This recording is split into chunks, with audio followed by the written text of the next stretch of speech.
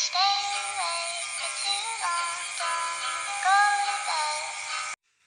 Selamat malam, perkenalkan nama saya Mia Persina. Saya dari kelas 10 Sen 1. Di sini saya akan menjelaskan tentang perubahan lingkungan dan dampaknya bagi kehidupan. Faktor penyebab pencemaran lingkungan. Pencemaran lingkungan didasarkan pada perubahan kondisi lingkungan akibat adanya perkembangan secara ekonomi dan teknologi. Perubahan kondisi tersebut tertentu melebihi batas ambang dari toleransi ekosistem sehingga meningkatkan jumlah polutan di lingkungan. Faktor-faktor yang menyebabkan terjadinya pencemaran lingkungan antara lain peningkatan jumlah penduduk dan kegiatan eksploitasi alam yang tidak terkendali serta adanya industrialisasi yang tidak dikelola dengan baik. Selain itu, pencemaran lingkungan pada kenyataannya juga dapat disebabkan oleh proses alam itu sendiri.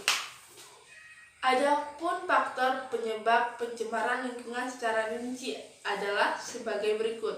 Yang pertama, hasil kegiatan manusia, yaitu limbah rumah tangga, limbah hasil produksi pertanian, pengguna pestisida.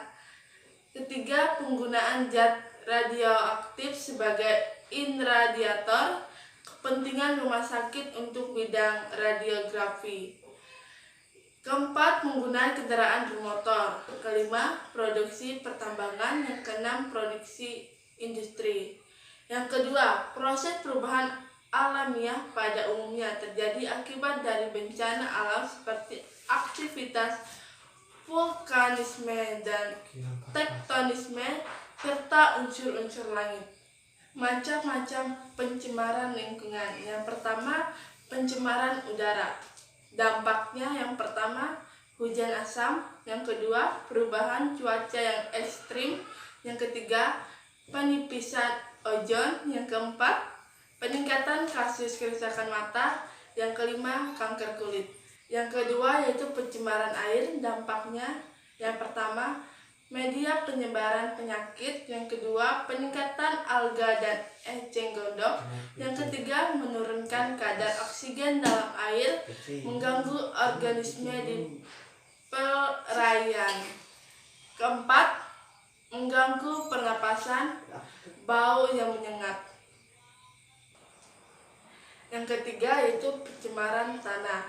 Dampaknya yang pertama, pertanian seperti peningkatan salinitas tanah dan penurunan kesuburan tanah. Yang kedua, bencana alam seperti tanah longsor dan erosi. Yang ketiga, penyumbatan saluran air. Yang keempat yaitu pencemaran suara. Dampaknya yang pertama, gangguan tidur. Yang kedua, kesehatan mental seperti emosional. Yang ketiga, mempengaruhi efisiensi dan kinerja individu. Tentuan mengenai pengelolaan hutan. Yang pertama, reboisasi atau penanaman kembali hutan yang gundul. Yang dua, melarang pembabatan hutan secara sewenang-wenang.